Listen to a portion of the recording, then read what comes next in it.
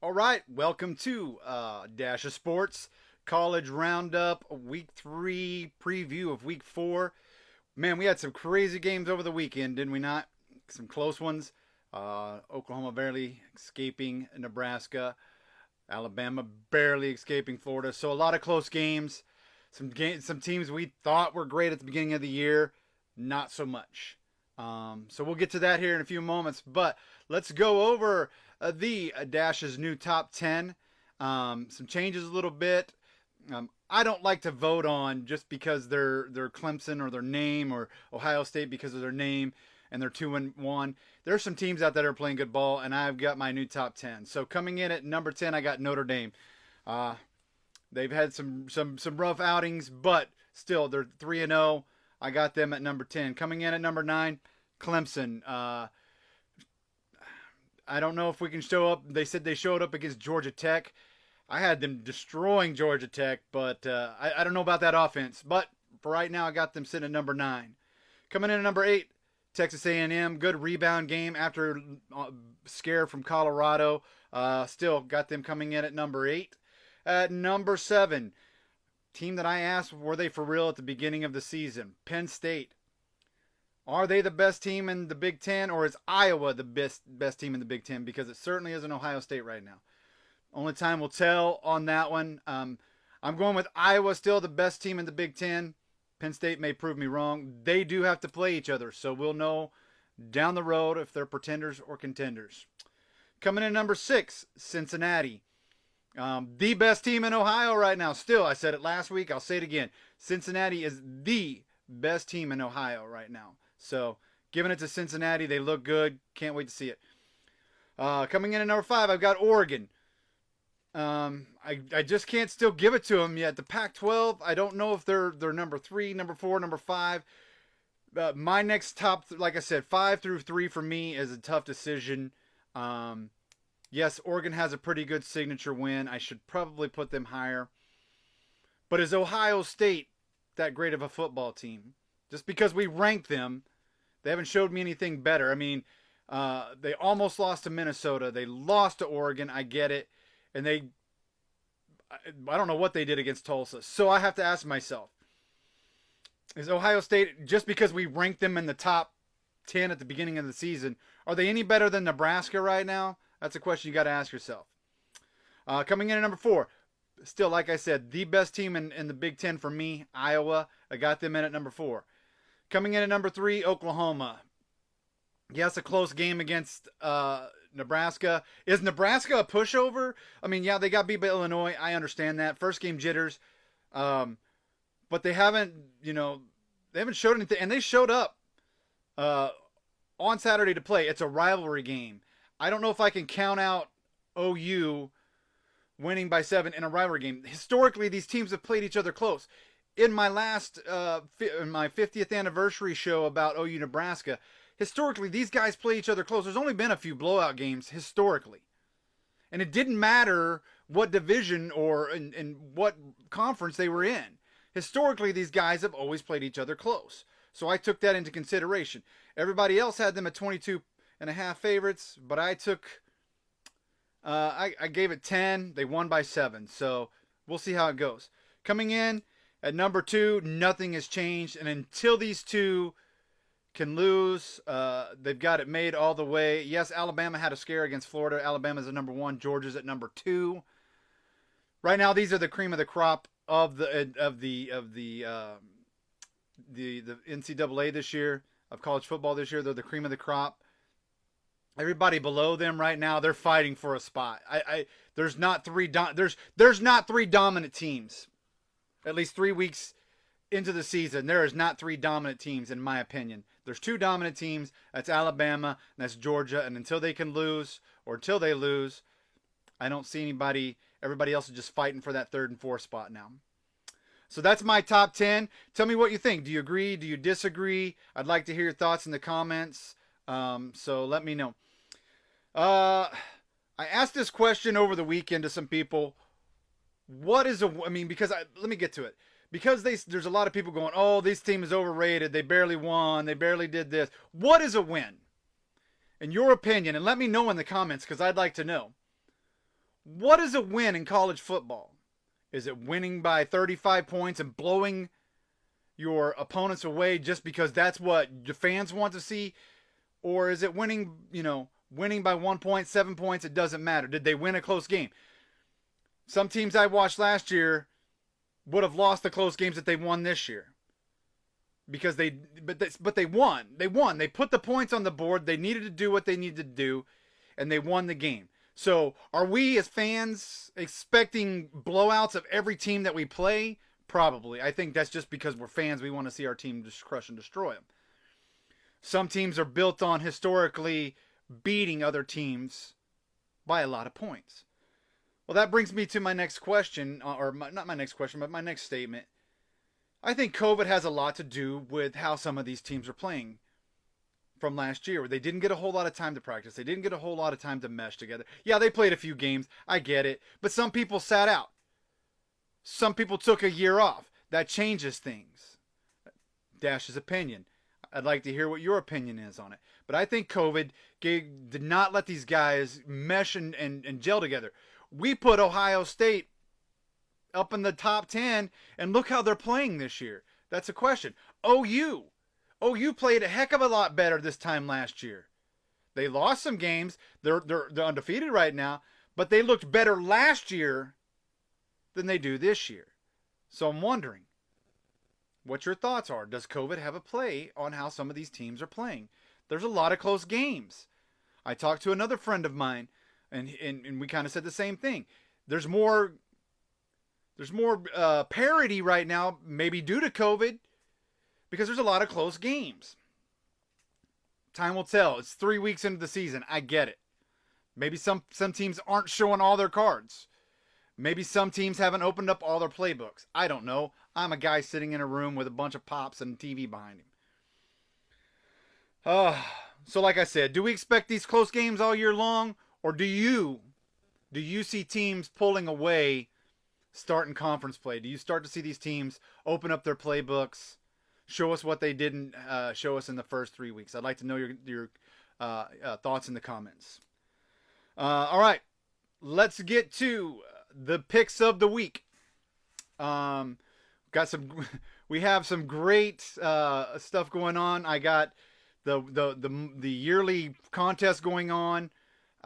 It was great. I've already announced the winners, but congratulations again to Steve Jones for winning week 3 at a 9-1. Between him and Mike Rucker, it was really close. The tiebreaker is what ultimately did it for you guys. So keep going, keep doing the great stuff on there. So my picks for this week, for week 4, make sure you write them down. Make sure you put them in the comments of what your picks are. And you have to have them in by 8 o'clock Friday night, as always. All right, game number 1. I got Notre Dame versus Wisconsin. Whew, Notre Dame is winning some close games. I still think they win going into Wisconsin. I still think they win this game, but it's close. 31-28 is my pick. Notre Dame, 31-28. Next up, Iowa State at Baylor.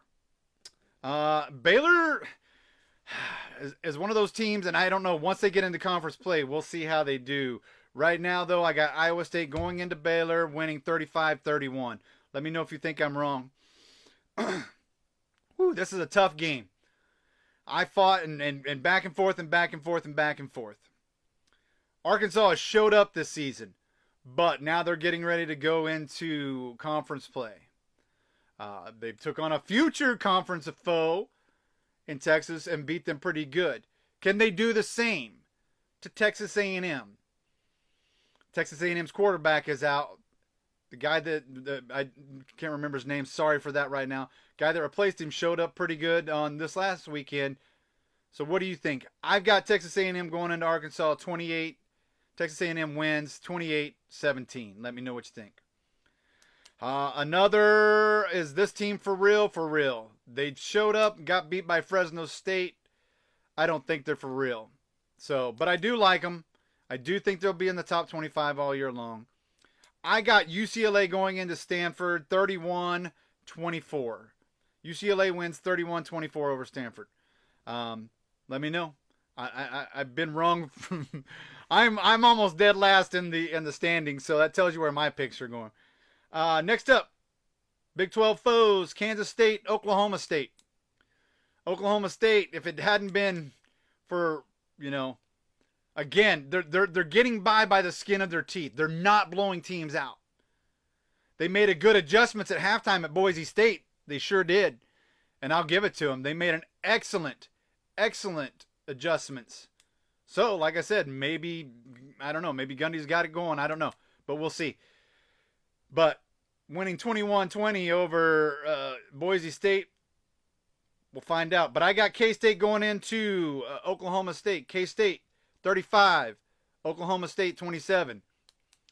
I think right now, in my opinion, Kansas State is the best team in the Big 12. As of week 3 right now, Kansas State is the best team in the Big 12. Oklahoma second, Iowa State third. That's where I see it right now. We'll talk about more of that on the Red River Football Show with Vern on Thursday night. So let me know. Next up, another, I guess you'd call it rivalry, Tennessee, Florida. Tennessee goes into the swamp. No. The Vols ain't got nothing for Florida. Tennessee 14, Florida 38. Florida has a brand new team this year. Brand new look, brand new team, and they almost took Alabama to the shed. I like this Florida team. This is not Florida from last year. Brand new look. I like them. I think they got a shot. Florida 38, Tennessee 14. Now we're going to go to South Florida versus BYU. South Florida 10, BYU 38. Nobody can stop BYU. Future Big 12 candidate, future Big 12 team. I like this team. I think they got a shot. We'll see how it goes. BYU 38, South Florida 10. BYU's getting close to being in my top 10, so watch them. Next up, I've got some unranked teams coming in. Trying to mix and match it up, but I like this matchup. And I like SMU. I got SMU going into TCU winning 24-17. Big, bold prediction. That's my Dash of Sports lock of the week right there. Dash of Sports lock of the week. SMU 24, TCU 17. Man, did you see that Memphis and Mississippi State? Let me know what your thoughts are about on that call.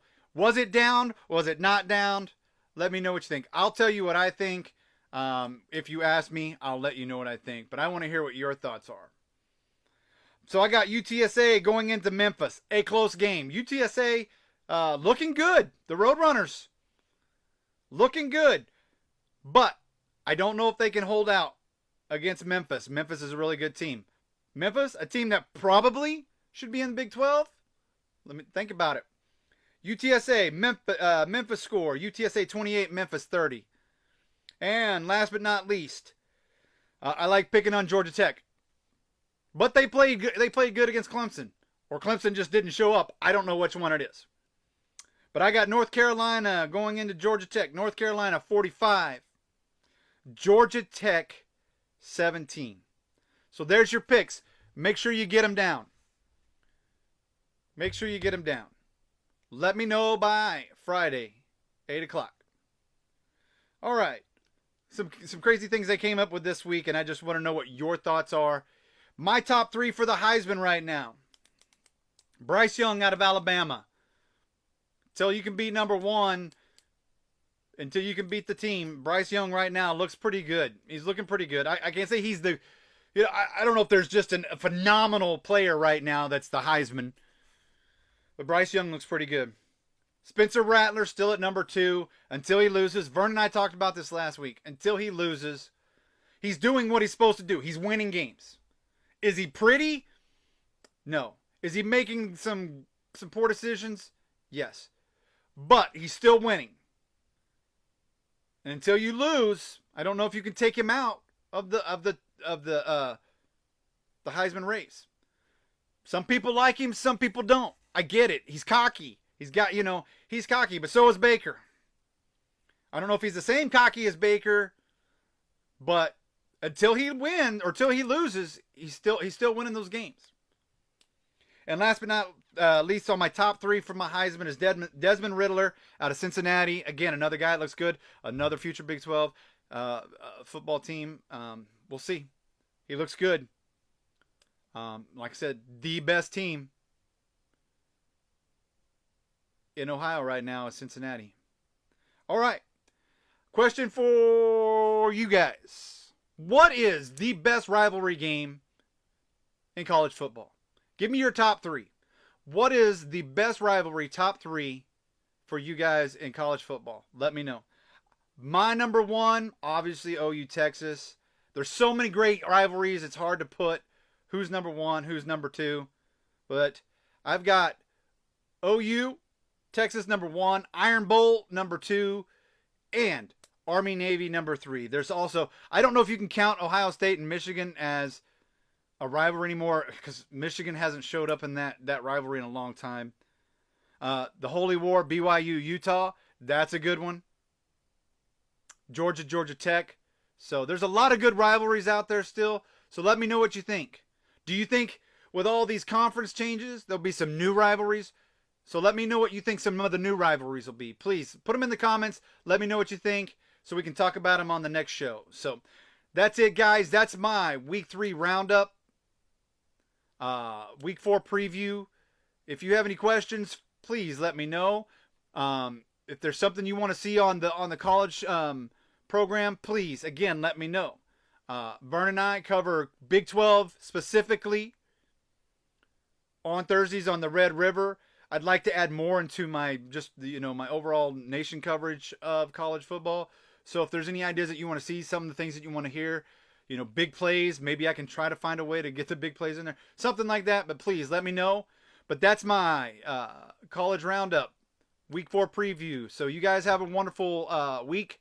Remember, get your picks in by Friday.